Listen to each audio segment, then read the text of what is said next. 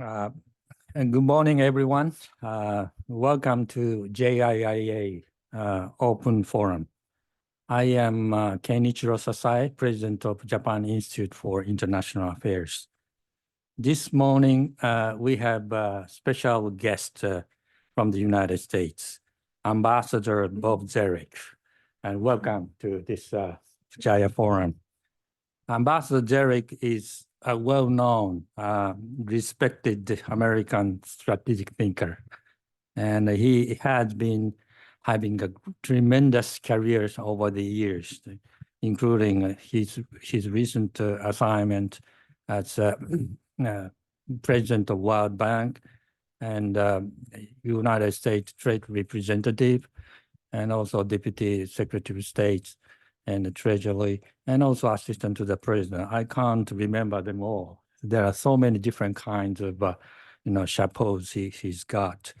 But throughout all these years, he has been an enormous strategic practitioner and professional of the thought. When I was a young officer in Foreign Service many years ago, he was standing high, and from the younger days, he was, very active in shaping up American foreign policy. So we are very proud and honored to have you, Ambassador Zarek. And he has come up with a masterpiece of American foreign policy, America in the world. And throughout reading, all this American history, you are quite impressed by this magnitude of American policy, both domestic and foreign, also the relationship between economy and foreign policy. So today we are very much looking forward to have a discussion with Ambassador Zarek. And also I'd like to introduce Ambassador Asahi. Where are you? Yeah. He is a close associate, roommate of the thought to Ambassador Bob Zarek when they were at the Swarthmore College. That's, huh? Oh, I was, but, but anyway, they were close roommate, and he translated this book, English book, into Japanese. So I would suggest you or recommend you to read this book. You don't have to read it now, but it's a thick book. But with that, and we'd like to move on. Let me also introduce, Professor Kubo. He is currently the president of National Defense Academy of Japan. He is an authority on American domestic and foreign policy. He has been teaching many years in Tokyo University and a close associate of JIIA. Welcome also, thank you for joining us. Now, without further ado, I'd like to open this forum with the Ambassador Bob Zarek giving some remarks and some talks. Please. Well, let me begin by thanking Ambassador Sasai for hosting me here. We've worked together in many capacities over the years, and I'm delighted that he has this leadership role for such an important international institution for Japan. And I also want to thank Professor Kubo for being a commentator on the book. And as Ambassador Sasai said, I have to thank my friend Hideaki Asahi, who did the translation. We've known each other since the 1970s, when he came for his language training in the United States, and he was a baseball player at Swarthmore College. So that's how I got to know him primarily. But I also want to thank all of you. I see many friends and former colleagues from various walks of life. I know we have some ambassadors from other parts of the world, so I appreciate this opportunity to engage with you. One of the reasons I came to Japan this week was discuss the publication of this book.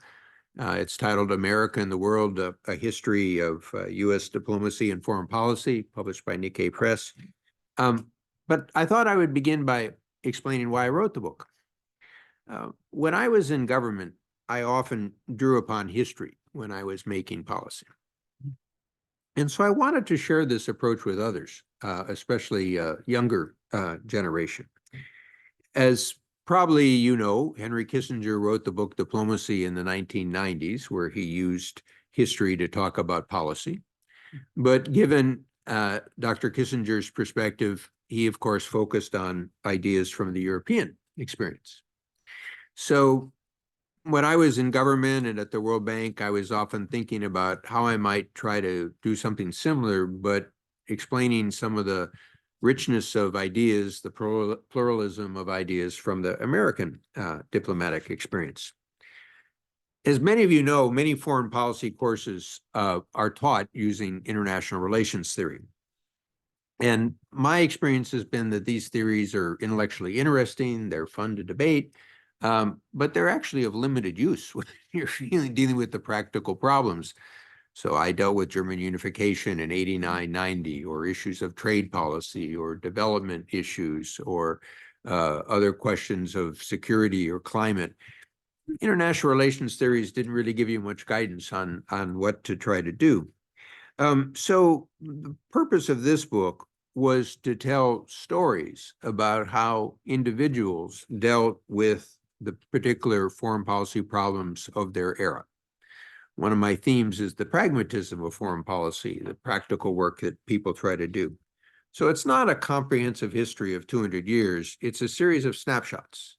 And it begins with Ben Franklin during our revolution, trying to negotiate independence for the United States. Now, that may seem a very long time ago, but think about the fundamental challenge that Franklin was facing. It was, how do you move from war to peace?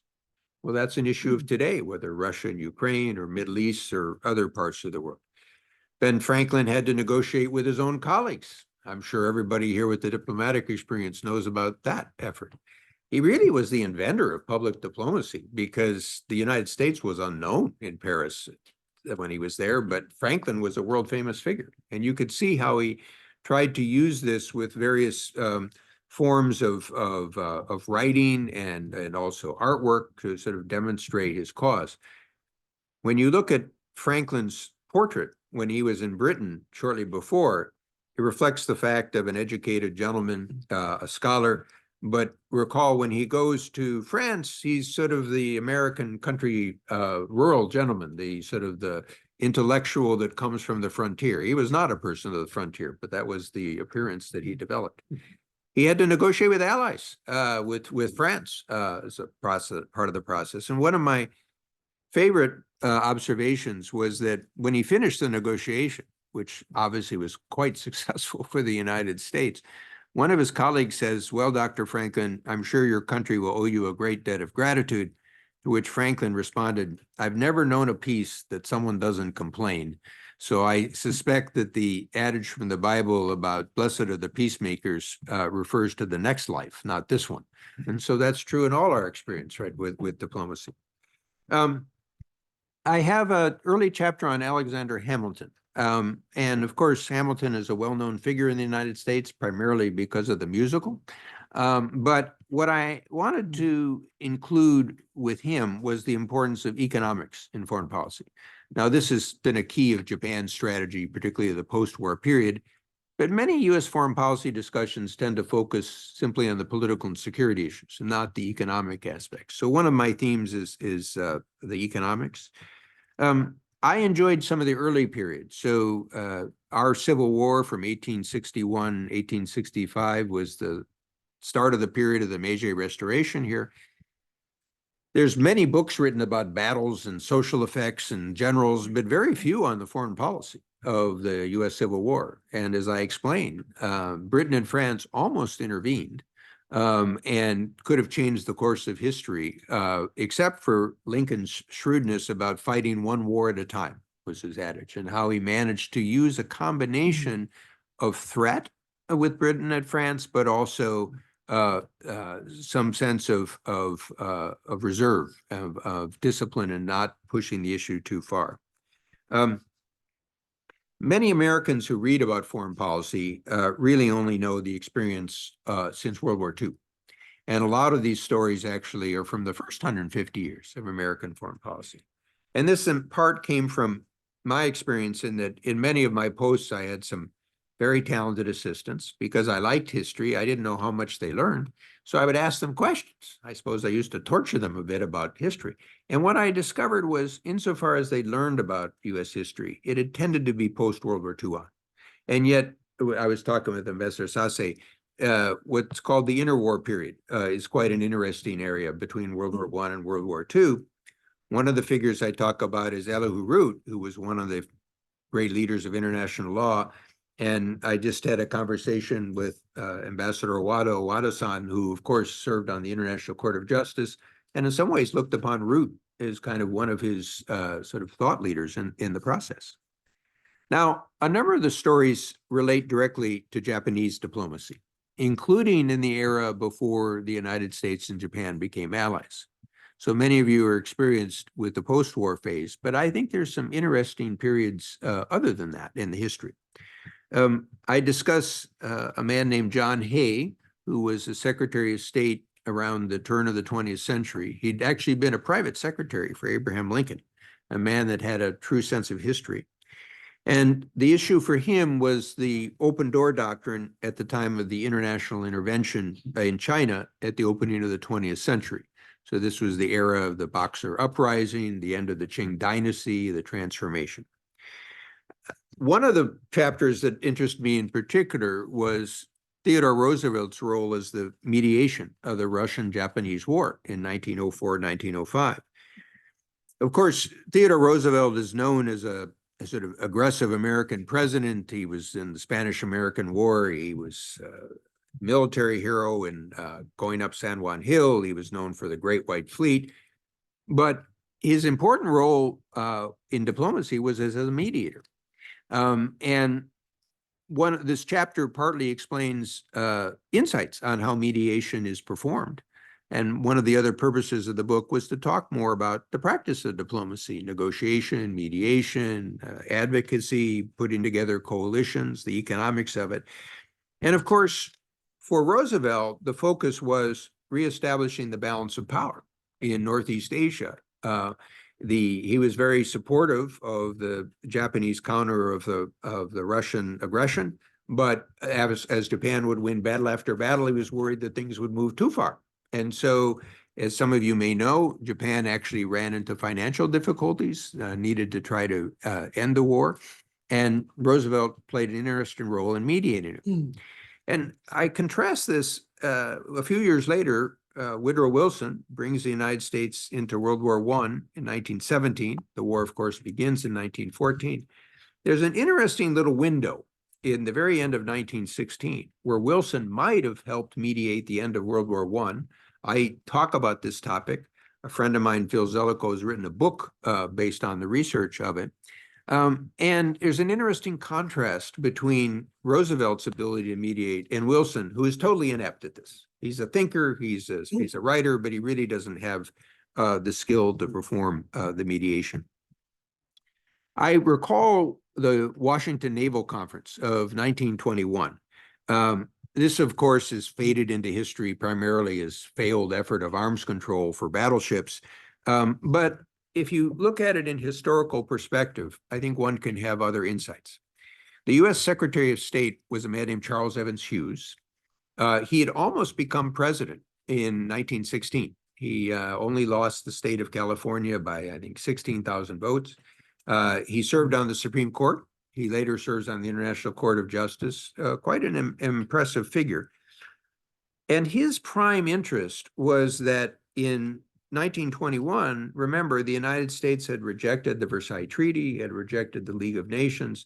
He's worried about the country slipping back to an isolationist model. And so he uses the movement for naval arms control in the United States, Britain, and Japan as a basis for renegotiating America's role in the Asia-Pacific and trying to establish, again, a regional balance of power is what he's trying to accomplish.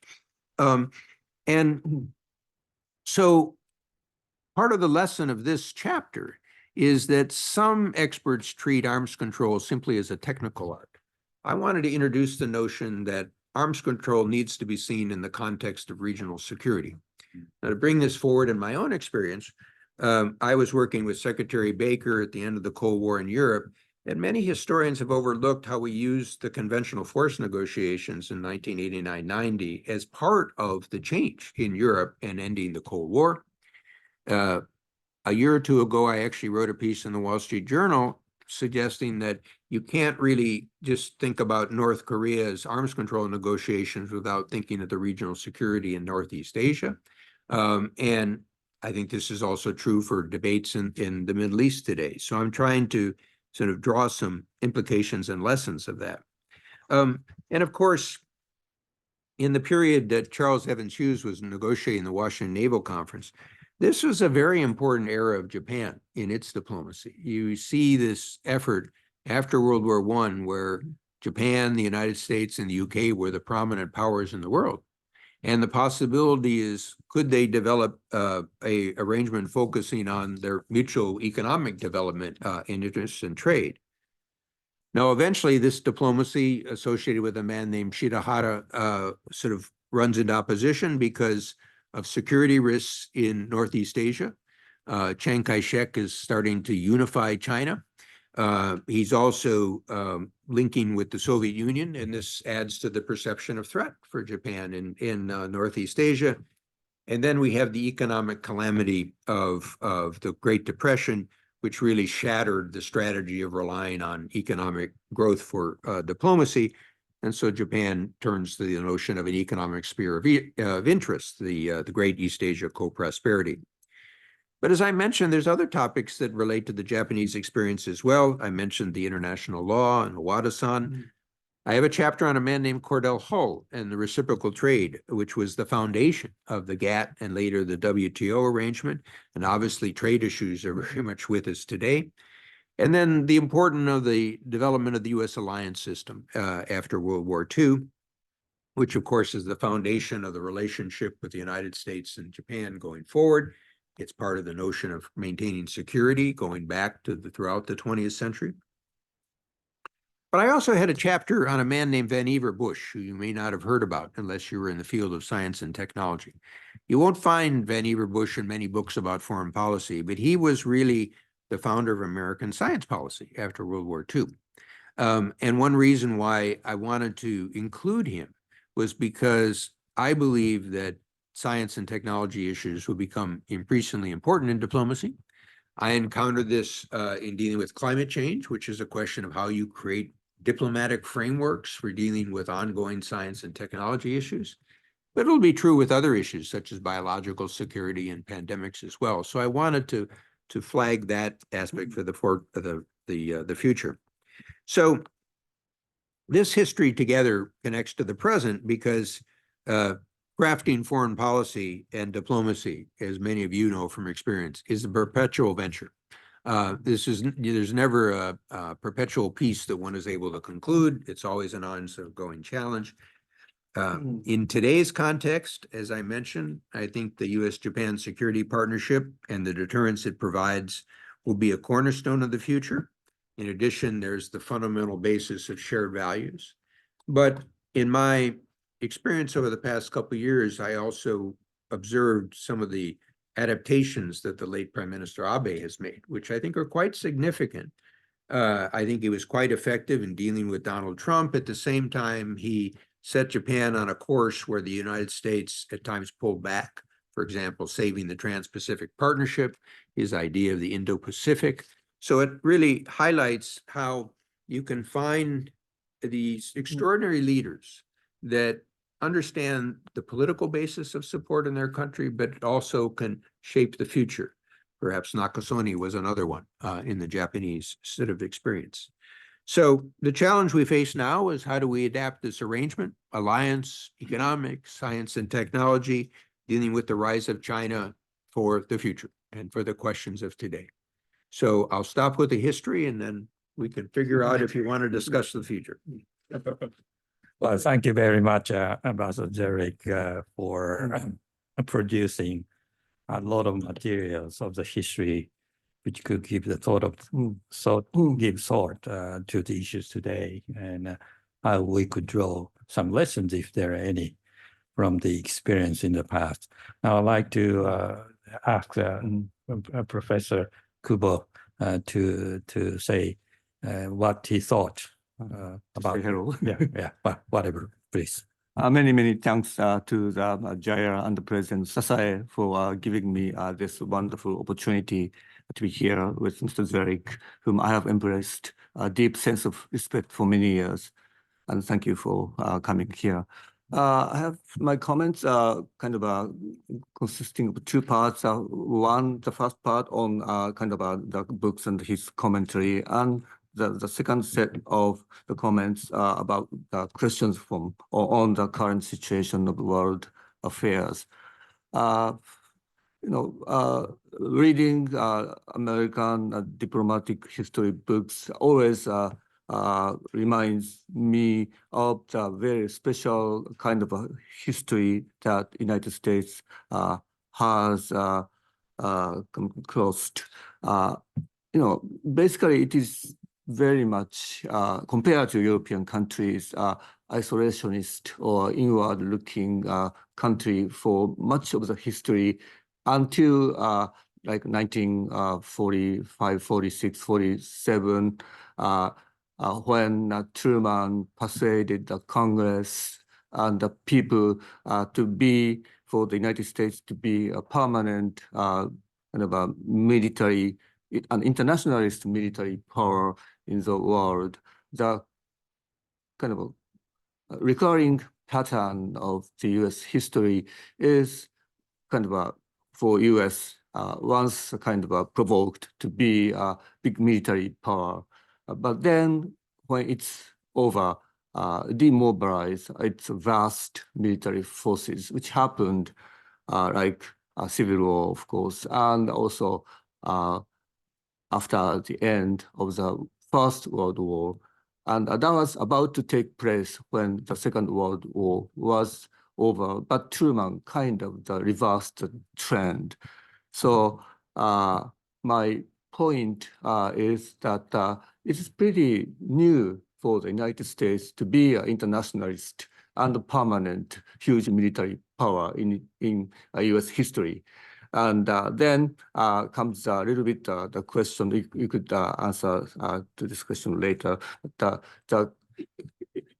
Is it still kind of relevant? Is it, or United States is going back to its kind of original kind of a contour of the country, which is basically pretty inward-looking, perhaps isolationist. So this is first kind of impression that I have. The second one is about like the Kissinger's interpretation that was also mentioned by Mr. Zerik. Mr. Kissinger, at the outset of his book, Diplomacy, mentioned the two streams of foreign policy thinking in the United States, and the Theodore Roosevelt style of foreign policy thinking, which is kind of basically or kind of realist. And then another one is Wilsonian, who is kind of idealistic and appeals to the high ideas that Americans have. And my feeling when I read the Kissinger's book was that Kissinger sympathized obviously more with Theodore Roosevelt idea or way of foreign policy, but unfortunately, which is popular among Americans, I think the Wilson's foreign policy idea has been basically more probably popular in Mr. Kissinger's understanding of history. And so I even thought that he was like to say that I'm kind of greater, but people didn't understand my greatness. And but now again this point comes back to the understanding or interpretation of the current U.S. situation is a kind of a Wilsonian instinct or understanding or Wilsonian way of understanding the American role in the world, kind of changing or disappearing, were a lot weakened in the current United States, dominated by kind of the Trumpian the rhetoric. Of course, I do not say that this is totally disappearing, but at least it seems to me that it might be weakening people. Some people are obviously a little bit cynical, a little bit more like to take care of themselves. So what is your take on this kind of historical trend? And the third point is a little bit more particular point about the naval arms control in 1921. And this is a fascinating study. And my impression, I'm under the impression that the Japanese historians tend to understand the negotiations on a kind of a military PowerPoint perspective. But in US kind of a military history and in terms of the recurrent pattern of demobilization after the big wars, that I mentioned, my guess is that the United States was even ready to kind of limit its own kind of naval power in early 1920s because there's enormous public pressure to decrease the military budget and demobilize. And it actually demobilized the army power. United States once kind of established more than 4 million troop, big military during the First World War. But I think in the mid-1930s, it was about like 100,000, troops or even less. And so this was really very kind of rapid demobilization. And that may have been applied to naval power a little bit. Or I think there will be no vast dramatic increase for naval power in 1920s or 30s. So I think there's a kind of a gap of the understanding between the Japanese side and the US side, and sometimes Japanese historians does not have enough instinct into the US kind of patterns of demobilization. This is just my observation. This is not a criticism, but it might be interesting for you to notice this pattern of Japanese, the interpretation by the Japanese historians. And then I'd like to move to the kind of a question and comments on the current situation. This is first, this is about China.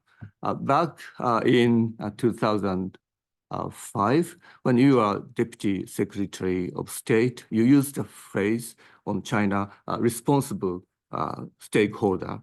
I quote, you said that the responsible stakeholders not just promote their national interests, but also recognize that the international system sustains their peaceful prosperity. So they work to sustain that system. In its foreign policy, China has many opportunities to be a responsible stakeholder, unquote. This is really interesting, exciting, and thought-provoking speech and idea. And regarding this speech and idea, I have a couple of questions. First, how or through what thought process did you come up with this idea of a responsible stakeholder?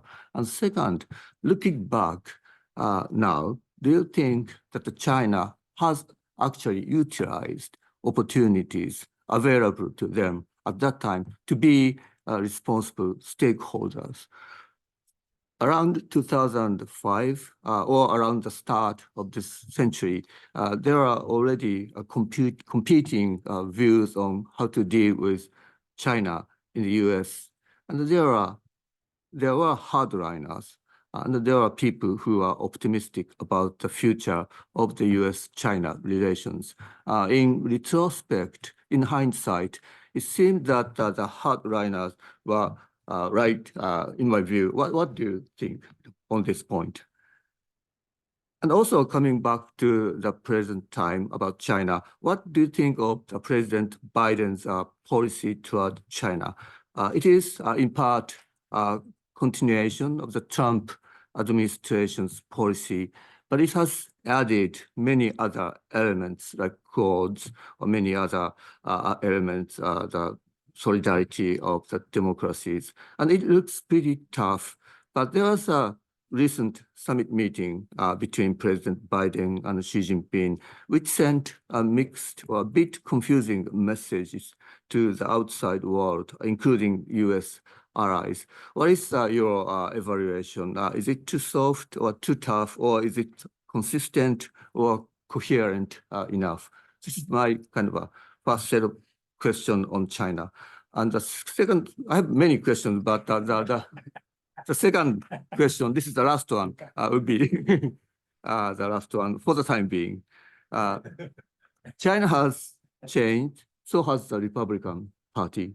I would like to ask you about your feeling about the current state of the Republican Party. Its foreign and national security policy used to be dominated, at least for a while, by the very conservative and neo-conservative people, especially under the Bush Jr.'s administration. Now it is dominated by the more inward-looking, the more isolationist group led by Mr. Trump. Why has the Republican Party changed so much, so fast? Is there a particular reason or person that is responsible? Would you agree that the current Republican Party is even anti-democratic or authoritarian? In your view, is it difficult for the moderate Republicans like you to take back the party for the immediate future? It seems to me that the Trump victory in 2016 in the presidential election meant, at least to some extent, a defeat of the globalist elite in both parties in the United States. It was a rebellion by mostly white blue-collar workers against the establishment, although there are many others that supported Trump for different reasons.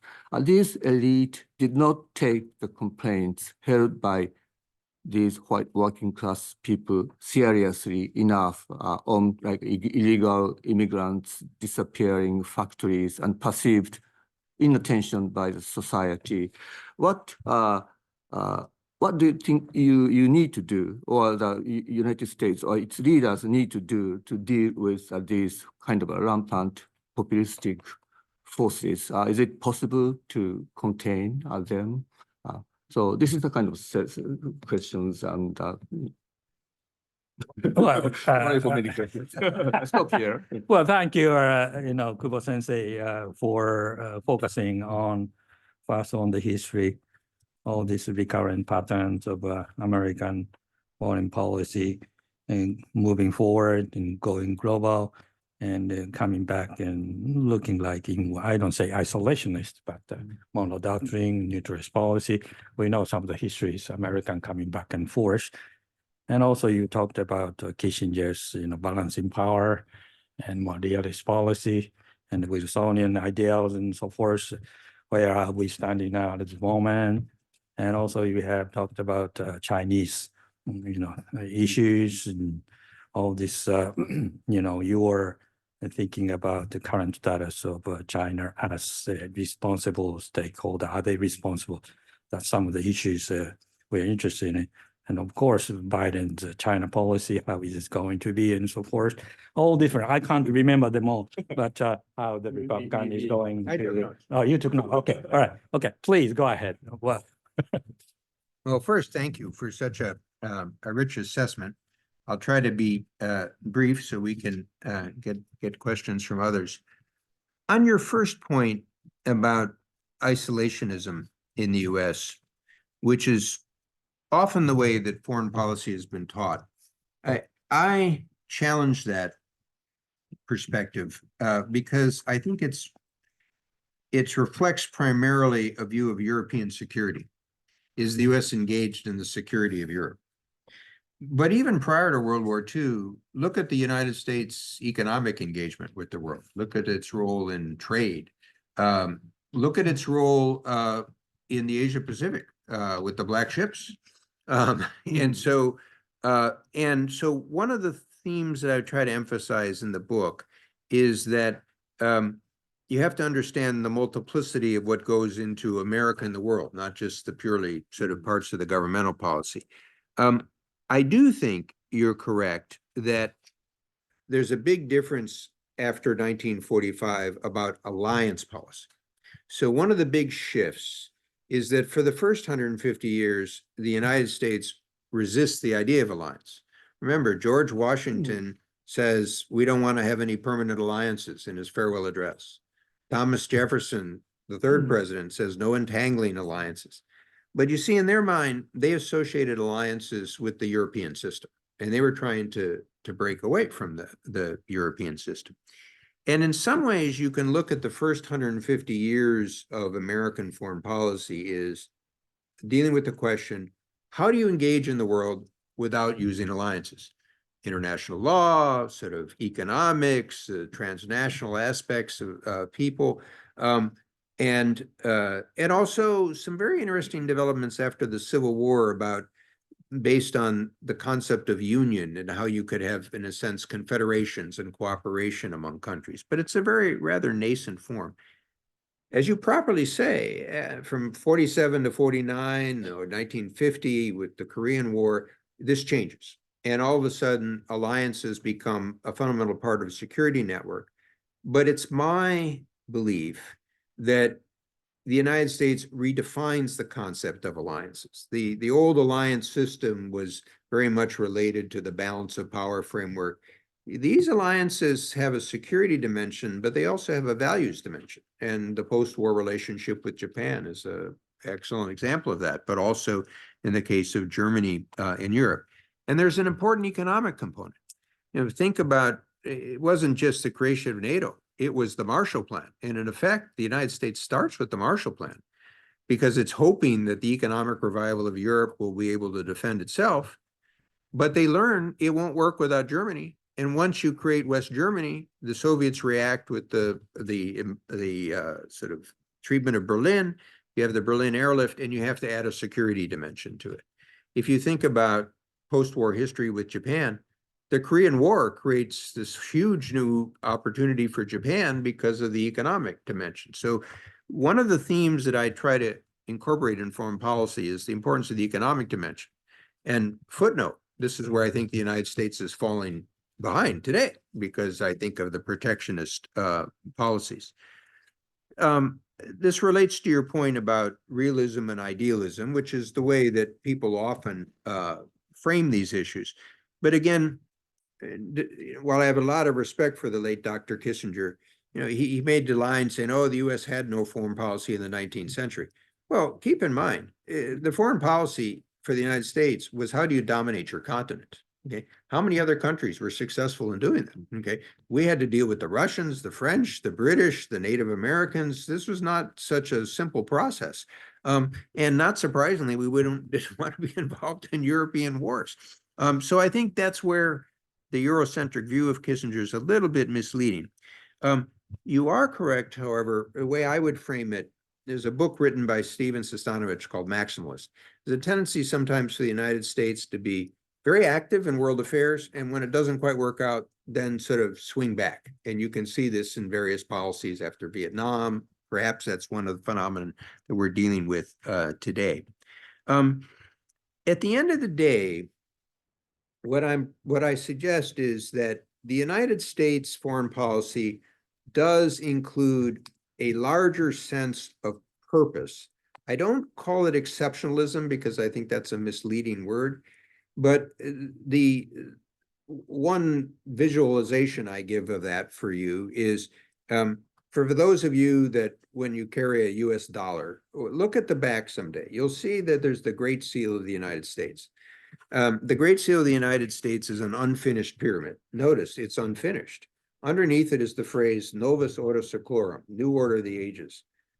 The founders were thinking in big terms about what this was about. And one of my first diplomatic history professors points out that when that symbol was introduced for the Congress, it was described as creating a new American era. And he said much of American diplomacy has debated whether the term America is geographically limiting or larger aspirational. So that's sort of one of the inherent debates. And it's my view is what you see, depending on the international context, depending on the political support, depending on sort of the ambitions of the country, it varies. So in the early period of the United States, it's simply to preserve a republic in a world of empires. This was a novel thing. The Civil War, remember, Lincoln talks about the last best hope. How do you make a democracy or republic work and avoid its breakup and secession? For Woodrow Wilson, it's to make the world safe for democracies. It's not make it into democracies, make it safe for democracies. Then you have the four freedoms of Franklin Roosevelt, the leader of the free world during the Cold War. And that's the question of today, which is so to what extent and what are the interests? Part of my message is you can't do this without public support.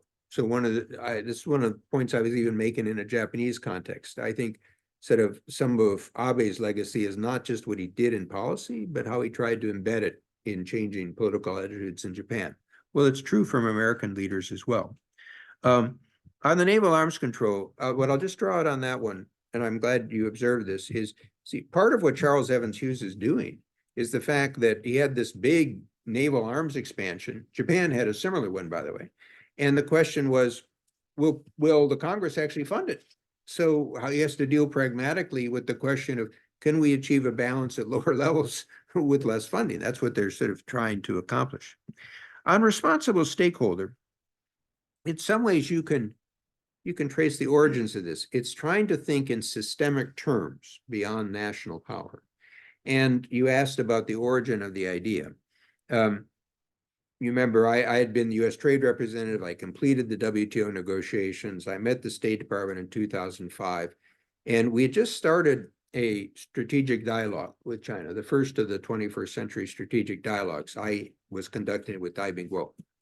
And there was an article written by a Chinese advisor to Hu Jintao that was called China's Peaceful Rise, was the idea. And so this purpose of the speech was to, in a sense, engage in a debate with China on China's peaceful rise. And the core thought was that the United States, Japan, Europe had all sought to integrate China into the international system over decades. By 2005, it had been integrated. It was in the WTO, it was in the World Bank, it was in the IMF, it was in the UN Security Council, it's part of various international agreements. And so what I was suggesting was we needed to move beyond forms, integration, to norms. What was the behavior of China?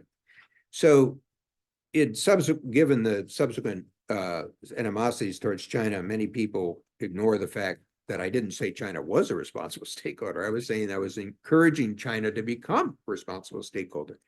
And if people go back and look at the speech, you'll see that I was warning that if it doesn't, the system is going to conflict and the United States will have a harder time supporting the system.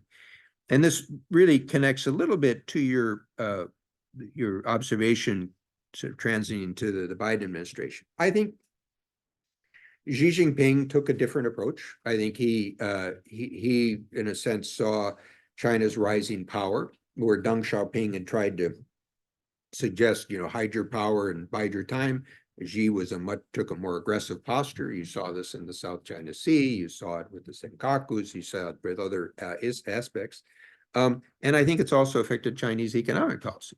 Now, that brings you to the question, however, is that when you talk about sort of the hardliners, in some ways, look at what happened in the Trump administration. Trump was not an ideologue in anything. It was all transactional. All he cared about was the bilateral trade deficit, which is not a very sound way to base your trade policy. For economists understand that. He ends up doing a deal that ends up producing zero gain. So I think it was not an accomplishment.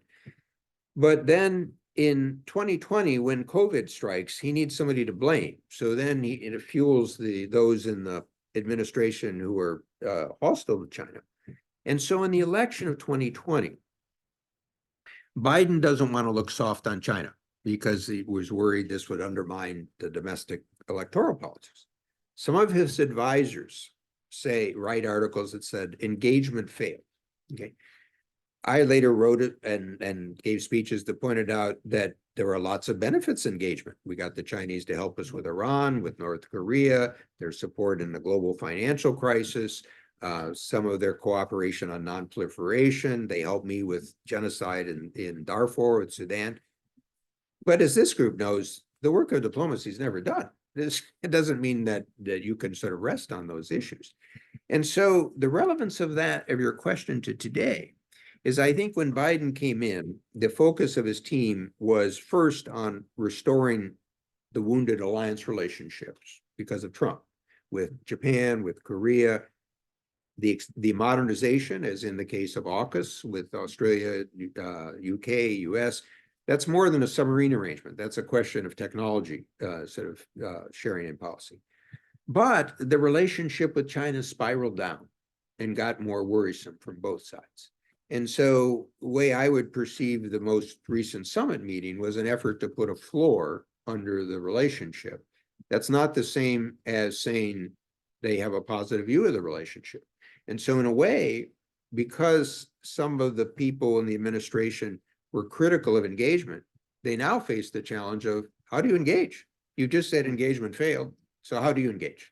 And it's my view that while we need to understand what China is and the reality of China, you can't wish it away. And containment is not going to work for China as it worked for the Soviet Union. How do you deal with the problems of climate or pandemics and biological security, of developing country debt, or frankly, the global economy, without having some effort at cooperation with China? But that's yet to be defined.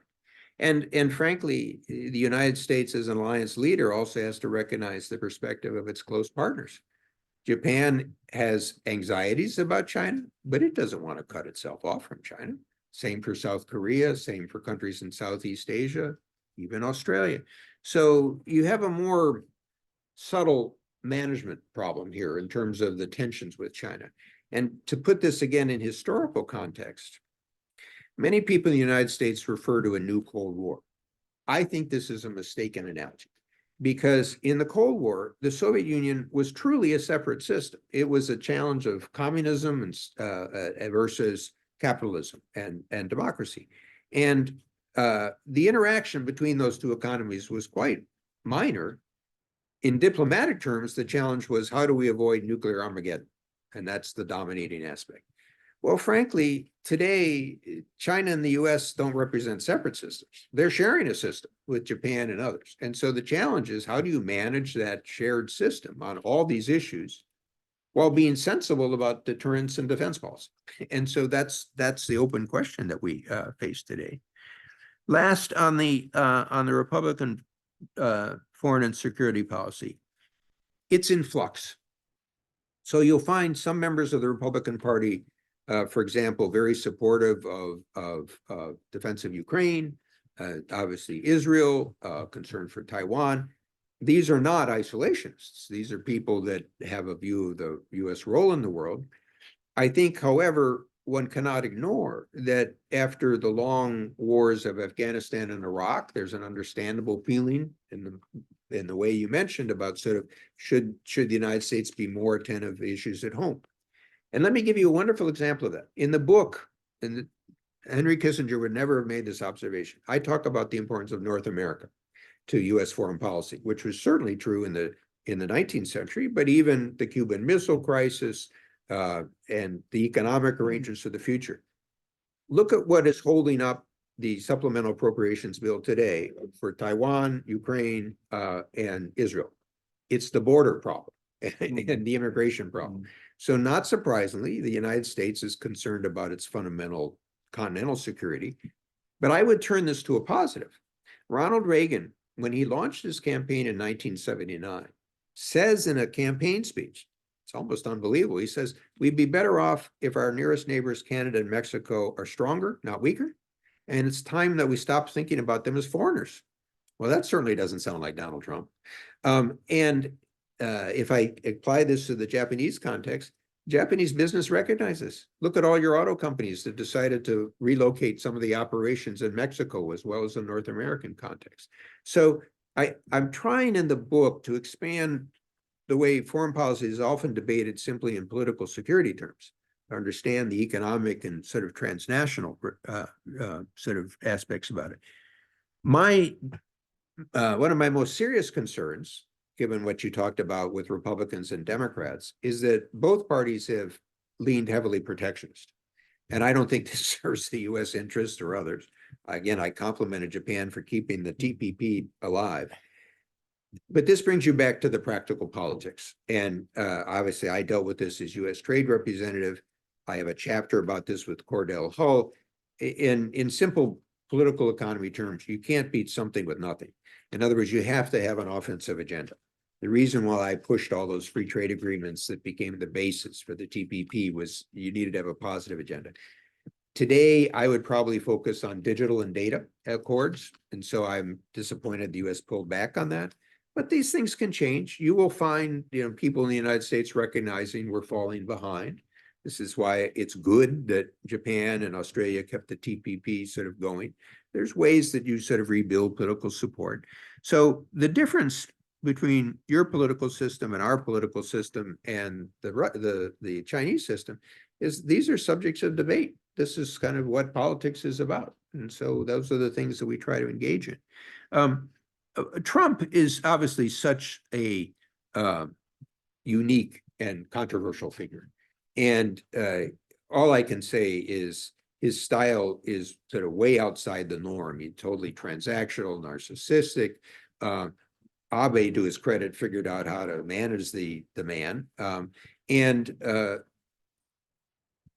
The biggest danger that you asked about is that, in my experience in democratic politics, when a party loses, and the Republicans actually lost in 2018 and 2020 and 2022, they eventually have to figure out, maybe we shouldn't blame the voters, maybe we have to change ourselves. Okay, but that principle is based on the idea that you accept the loss. Where Trump is most dangerous is challenging the notion in a democratic system that you compete, you lose, you accept the result. That's where he is, in my view, a threat beyond his character and policy to the sort of fundamental aspects. And frankly, if I think about it from foreign policy terms, I think it's a long way from anybody being elected, since people are always interested in the US election. We'll see what happens in the Republican primary. It's not foreordained. Biden has the challenge that, he's 81 years old. People feel he's old. The poor White House staff can't let him trip and fall or get sick or anything over the next year. We'll see what happens in this combination.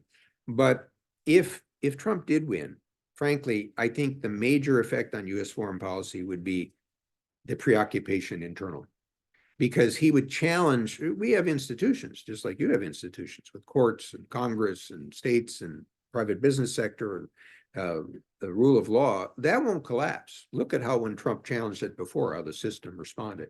And so this doesn't give me any pleasure, but I think that the major effect would be the United States will be in conflict internally.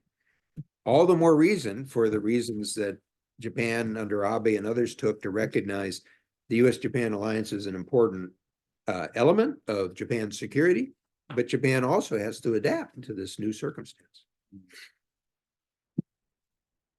Okay, thank you very much. I want to go into some deeper discussion on the subject we just discussed. That was great. I want to pick up these issues of, engagement with China, nuanced engagement, you said it.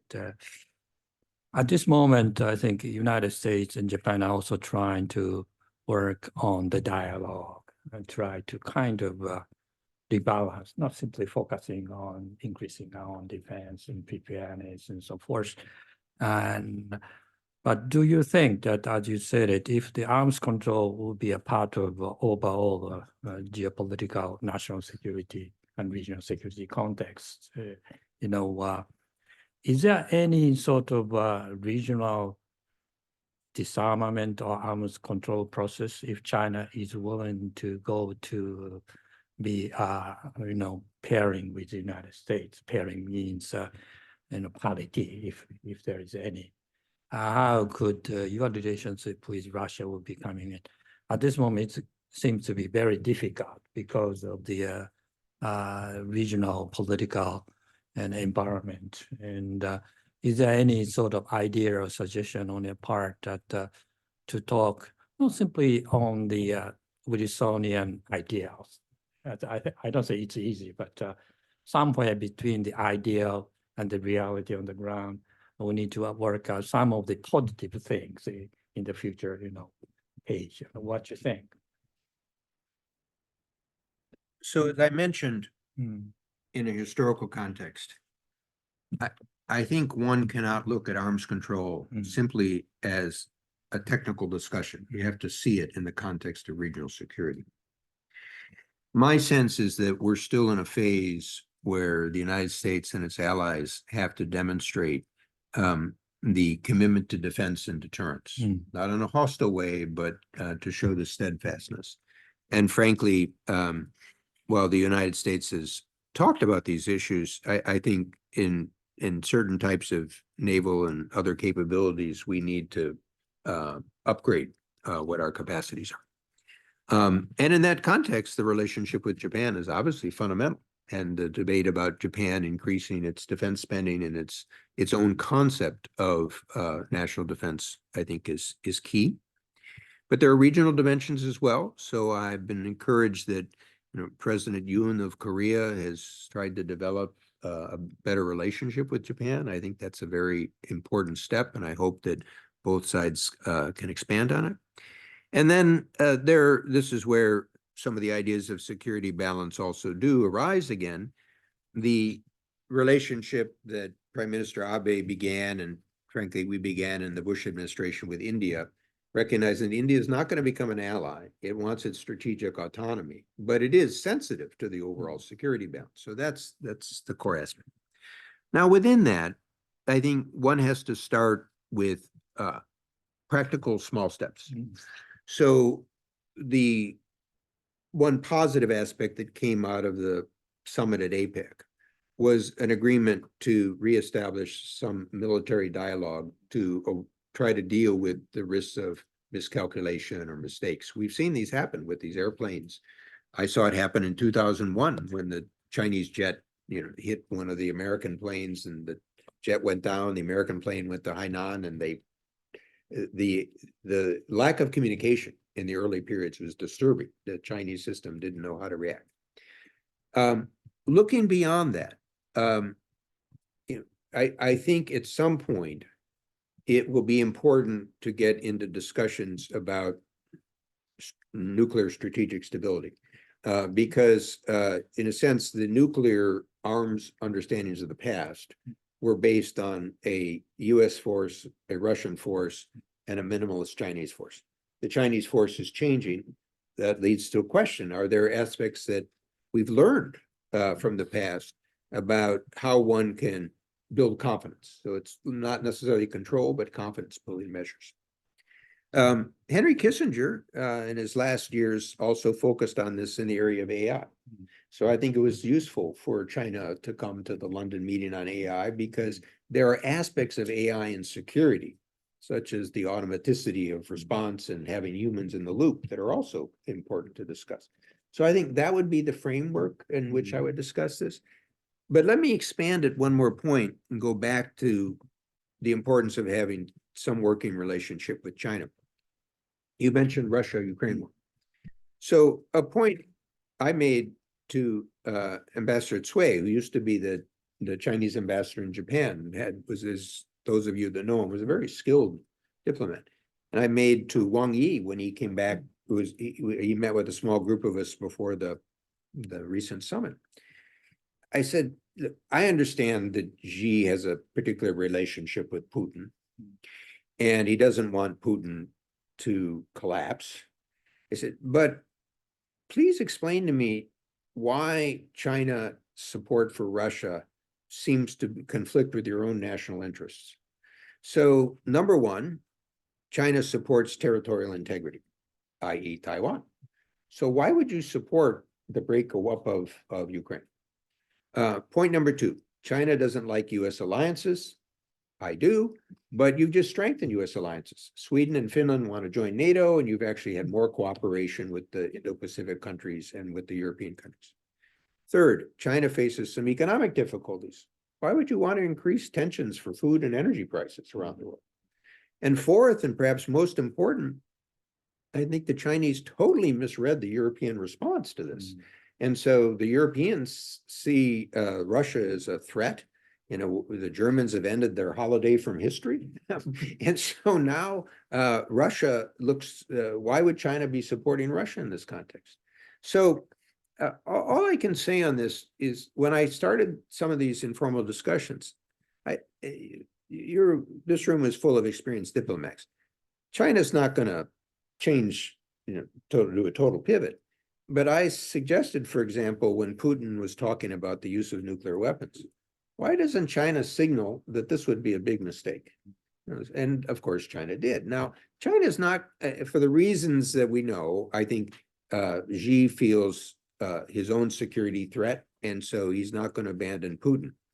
But at some point, if there's a possibility for some settlement, might China whisper into Putin's ears, it's time to reach terms, right? So my point of these is not to suggest that, to be naive about the Chinese Communist Party and Xi Jinping, but it's a reality. And so how do you try to have some trust in communications and recognizing that for China, Japan, the United States, we operate in a global system, not just a regional security system. All right. Thank you very much. Kubo Sensei, you have any further just comment? one small question related to Russia, China kind of relations. Some probably foreign policy thinkers would say that it is a serious threat to the United States or Japan for that this Russia-China rapprochement is really serious. So they have to contain both countries at the same time. But another different type of foreign policy thinkers might say that that will be too much, and we need to work both, or work at least like Russians to peel off one of them to isolate another. What kind of, this is a very simplistic kind of dichotomy, but, what is your take, which line would you take? Well, Kissinger was obviously shrewd enough to realize that you want to be closer to both than they are to one another. It's a different world. And you have to accept the reality of today. The difference I find is that Putin and Russia never really adapted at the end of the Cold War. Look at their economy. It's just totally dependent on energy resources. And frankly, to understand the war in Ukraine, you have to understand Putin's view of Russian history and his place in Russian history. He's never accepted the idea of an independent sovereign Ukraine. He's critical of Lenin for treating it as a republic. He sees Kiev as the home of the Rus and the heart of the Russian people. And as an amusing anecdote, while I don't normally quote Foreign Minister Lavrov, when he was asked about Putin's advisors, he said, Ivan the Terrible, Peter the Great, and Catherine the Great. You have to understand, this is the framework in which Putin thinks. So my point of this is he's not going to step back for him. The war on Ukraine, he underestimated the Ukrainian response, but this conflict is likely to go on, and maybe you can achieve an armistice like you did in Korea in 1953, but you have to realize the tension. So from the Western point of view, the long term has to try to help Ukraine be a sustainable democratic economy linked with a vision for the European Union, and that has security and economic dimensions. But my point is that when you look at Putin, he wants to undermine and break the international system. I think the Chinese perspective is somewhat different.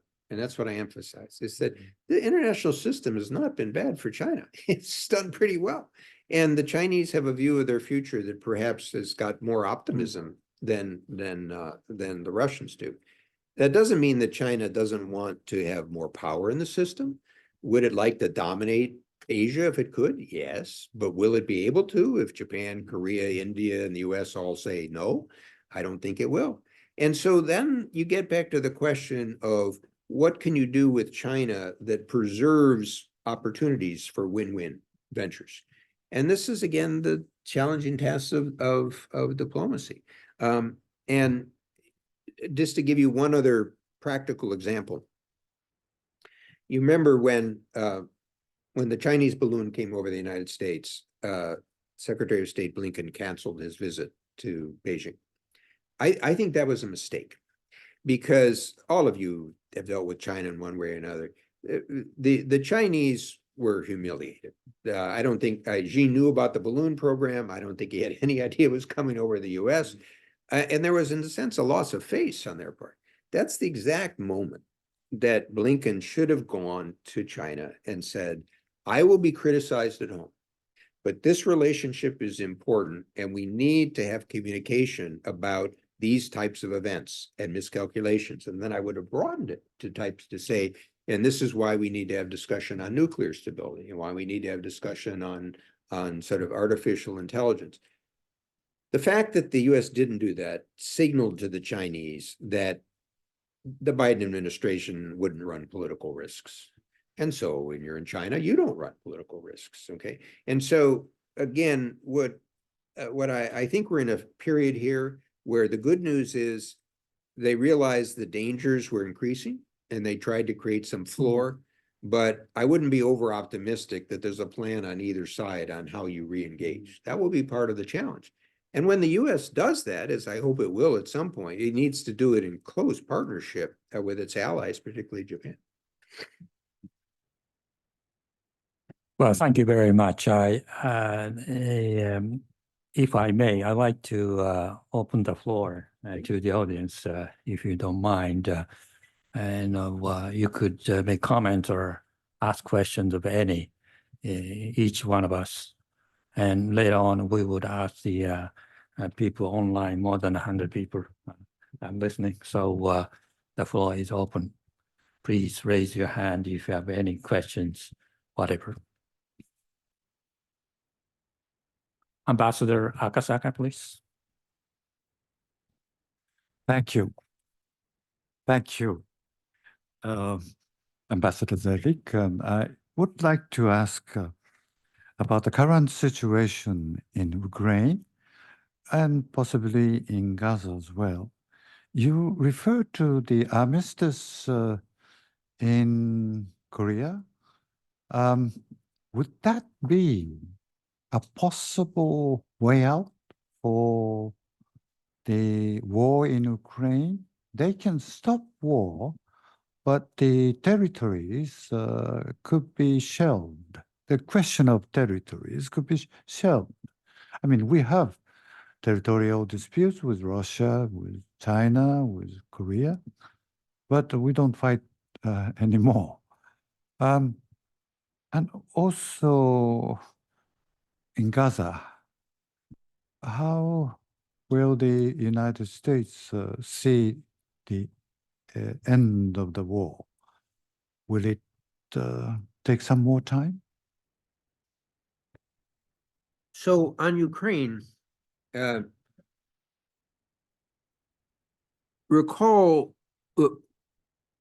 early in the conflict, I had some discussions with some of the European officials and ambassadors and also US officials. And I was prodding them to think, what is their strategic objective? Everyone said, we need victory. And well, that's nice. What does victory mean? And the reason I was prodding that really goes to the heart of your question.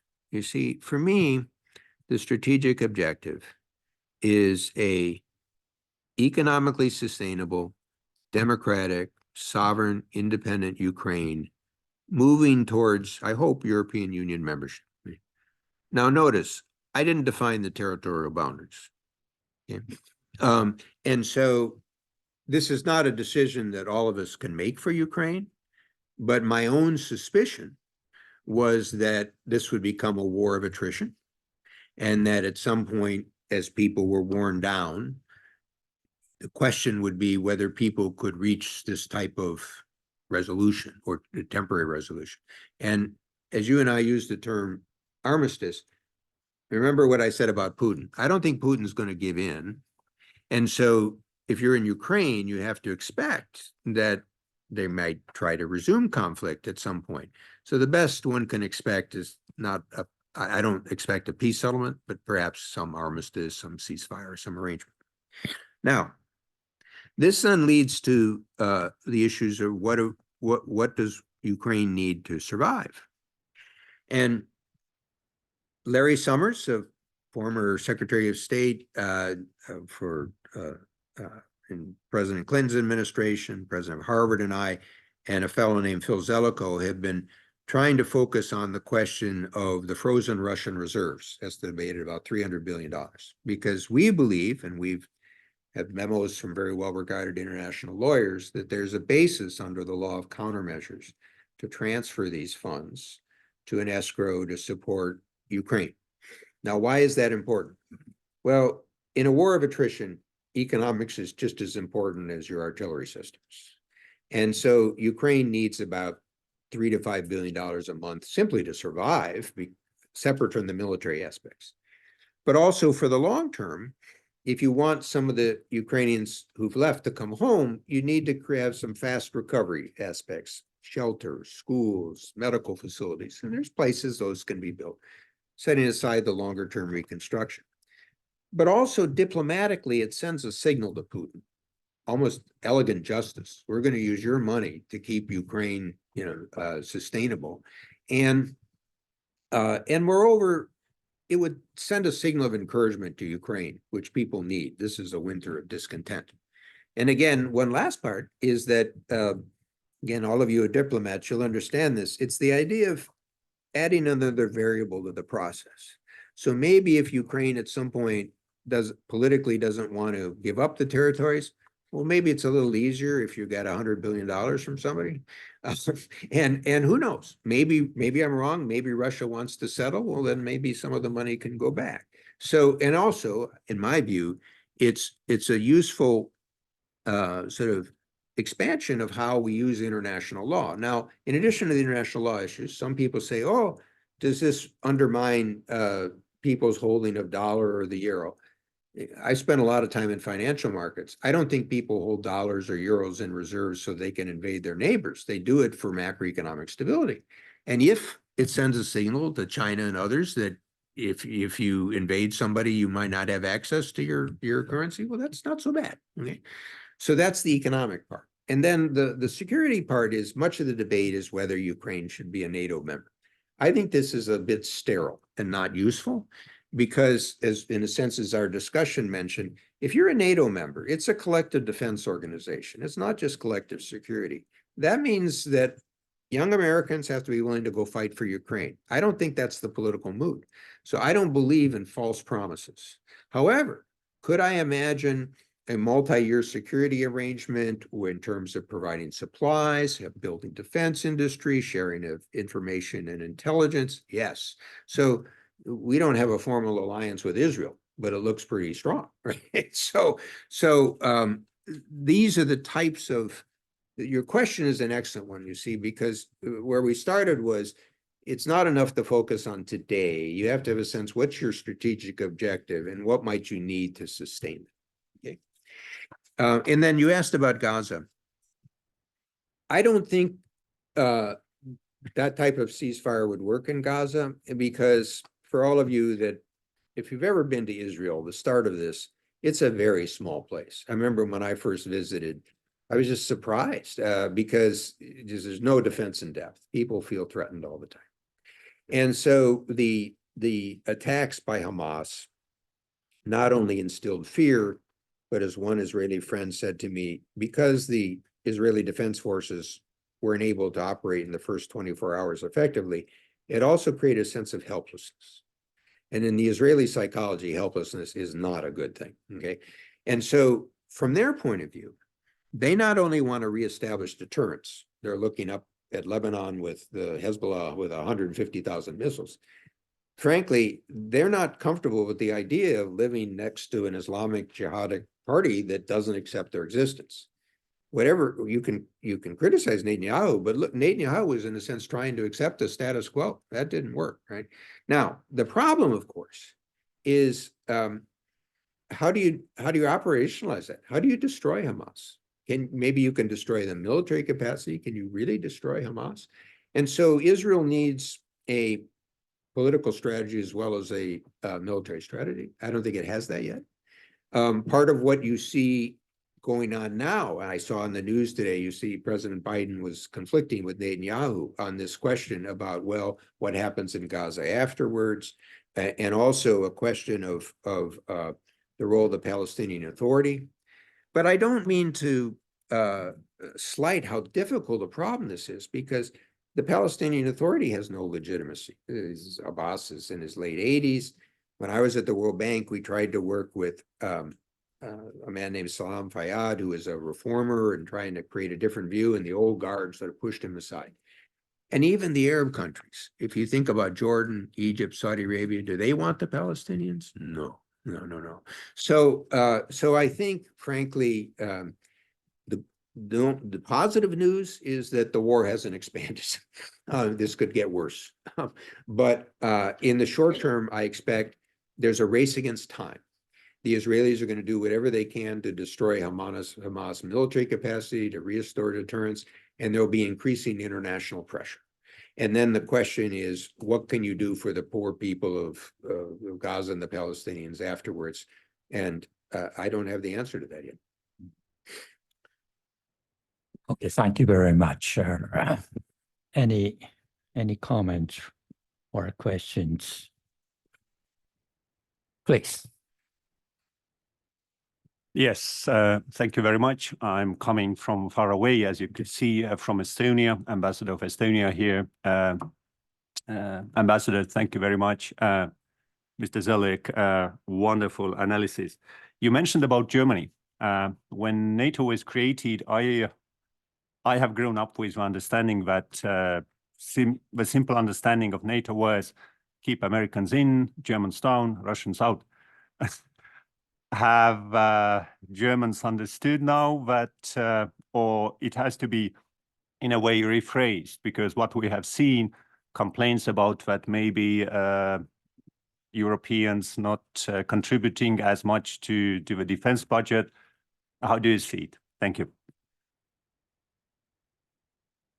So as you may or may not know, but in 1989-90, I was the U.S. negotiator for German unification. So my office helped create the 2+4 process, and so I worked with Germany over the years, and that has a strategic aspect. Going back to what we were discussing, in 1989 and 90, there was a lot of, you see, historians focus a lot on the Russia question, whether Gorbachev would succeed.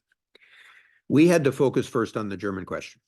And what I mean by that is that up to 1871, the German question was a lot of small German states manipulated by their neighbors. After 1871, it was a very big German state in the heart of Europe that dominated it without natural borders. And so we had 2 world wars, and at the end, you created 2 German states. So as you may know, the idea of German unification was not too popular in France or Britain or Poland or certainly the Soviet Union at the start. But the United States felt an obligation to its ally and a confidence in a democratic Germany. But we wanted to deal with the German question based on the success of the past 40 years. So we wanted to integrate United Germany in NATO and also deepen the European Union. And in looking back, this may seem foreordained, but if you go back, the people did not believe this was going to happen. And so it was a key part of the strategy. But it goes to the heart of your question, you see, because we believe that it was also important for Germany to play an important role in the transatlantic relationship and also in the expansion of the European Union and NATO. So I worked early on with the Germans about bringing Poland and at that time the Czechoslovakia and Hungary into NATO. Some people debate that. Some people act as if, this provoked Putin. I've always thought that was a ridiculous idea. I never thought that Poland or Estonia threatened Russia. And I hope today people recognize the benefit of, and not only for the direct security, but from Estonia, Poland's history is being caught between Russia and Germany. And so if it had been left in between, just look at how the politics might have developed in very sort of dangerous ways from all the different sides. We wanted to lock the countries into the Western alliance. So for Germany today, I think, to be frank with you, I think Germany enjoyed a holiday from history for at the end of the Cold War. Kind of the belief that simply pacifism and economics would keep the world safe. There's a little bit of this in Japan as well, but the reality is the world is a scary place and you have to deal with those uncertainties. So I was in Berlin earlier this year and I was struck first to give Germany and others credit. Their ability to change the energy policy was a very challenging task. And I think they've been able to do that relatively successfully, although at a cost. And so then the question is, would Germany step up on some of the security issues?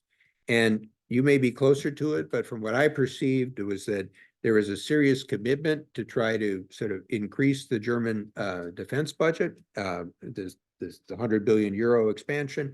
But what I saw on the ground is that the execution of this is more challenging. In part, the German the armaments base is shrunk, as we've seen in Europe's ability to support Ukraine. And so you have a problem now, not just in terms of the current expenditures, but investment in long-term procurement. Will in a sense, the equipment firms be able to be assured that if they expand capacity, that there'll be a purchase? And this has been caught up in German coalition politics, because as you know, the Free Democrats their strength is in dealing with the debt brake and sort of the budget discipline. And so what I encountered was there's still some question how Germany would be able to execute and implement these issues. Frankly, if you also look at the domestic law under the Länder, there's lots of restrictions on military training. So I think the issue is in process. And here again, this is where one has to be alert to other developments. I think the elections in Poland are very significant. Poland is actually expanding its military. And frankly, the problems under the prior Polish government created tensions with the European Union. I expect the new coalition will remedy some of those. And so I'm hopeful that over time that Germany will, in a sense, move beyond the past expectations. My experience, would be interested in what you have, is that the Russian attack certainly shocked lots of parties in Europe. The danger, just as in the United States, is does complacency creep back in and sort of say, oh, well, the war with Ukraine is too difficult, too long. And that comes back to the question we discussed. For Putin, this is a contest of wills. So Russia pays a lot, but he controls it. It's willing to pay the price. And he believes Western will break. And he will certainly wait through the 2024 elections in case Trump is elected. So you have to expect we're going to be through this at least another year. Okay, thank you very much. Any other questions or comments?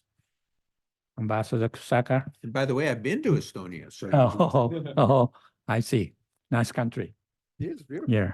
There are some ambassadors around here, right? No? Yeah. Please, you have comments? Okay, right. Kusaka, yes, please. Thank you very much, Ambassador Zolik, for this excellent discussion, and Jiia for organizing the event. I'm also from the Embassy of Estonia. You mentioned before 4 points that you made to Chinese, Mr. Wang Yi and the ambassador here, that the Chinese, by supporting Russia in the war in Ukraine, are actually undermining their interests. And I full-heartedly subscribe to these 4 points. I was actually wondering what was their response. Well, if you've worked with Chinese diplomats, you know they will be very good at taking notes and nodding. But let me make a larger point of this. The type of discussion, excuse me, the type of discussions that one has with Chinese scholars and officials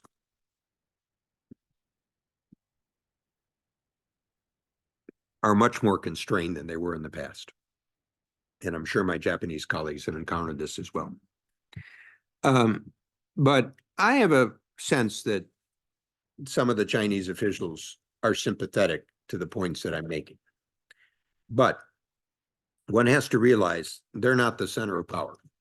Xi is. And one of the challenges in dealing with China today is that it's hard to know the entry points other than Xi Jinping. So the foreign ministry will play a role. You will communicate things, but it's not the standing committee. Yeah. And so if you look at the standing committee members, their prime attribute is their loyalty to Xi. So it's a slightly different system than the one that I worked with and others here worked with. Under Deng Xiaoping, there was a notion of limits of term limits. There was a notion of collective leadership. There was a notion of some balance among the party factions. It's all centralized in Xi at this point. And so when I've tried to ask people who are true China experts, you know, who could you have a dialogue with on these points short of Xi, you tend to come up short. And that's a problem in the overall relationship.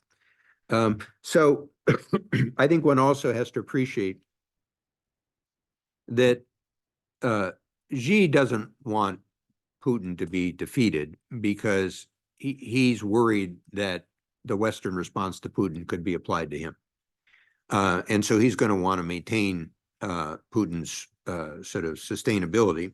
And of course, for China, it's not a bad deal. They get, raw materials from Russia. Their position and strength in the relationship is probably increased. So in some ways, he's playing his cards shrewdly. And so I would never expect a sharp shift. What you're looking for is small moves that could be important at the appropriate time. And I'm afraid that's the environment that we're in with Xi. So I'll share with you one other story to give you an insight. I've mentioned this to some others here. When I was at the World Bank, we did a report called China 2030, which was actually encouraged by the Chinese technocrats looking at the next stage of economic reforms in China to avoid the middle income trap. And so, and the World Bank had a long history of working with China, not only on projects, but on the intellectual thought process of reform. So I was leaving the World Bank when Xi was becoming party secretary. I had met him a number of times before.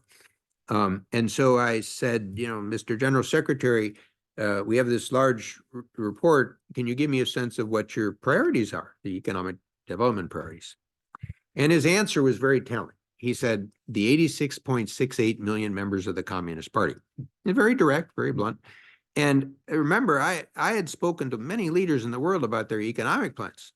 Not one would have answered with their party membership, which is kind of a clue as to what Xi was about. Okay. And for those of you from Europe, you may know he also developed a documentary film about the end of the Soviet Union and ordered it to be shown to all the party cadres. Well, if that film were shown in Germany, I don't know about Estonia, but in Germany, Gorbachev would be the hero who helped end the Cold War. It's not that way in the Chinese version. Gorbachev is the fool that abandoned the Communist Party and led to rack and ruin. So that's what he is. Without trying to make him a paragon of evil, you just have to accept that's the reality. And his priority is strengthening the Communist Party, which he feels was weakened under the Hu Jintao years. Okay, thank you. Very interesting. Any other comments? Yes, please. I am Hiroshi Tajima, a member of the JIIA. I read your book just after it was published and was very impressed. And my question is not covered in your book about the next presidential election. If the Mr. Trump is elected, it will be a drastic change of the U.S. foreign policy. And the allied country, including Japan, will have to prepare for that, I should say, disaster. And if you have any suggestions or advice, it may be very difficult to us. Please give us your comment. Well, I don't like to be blunt on domestic politics, but I share your view. And as I mentioned in my other comments, early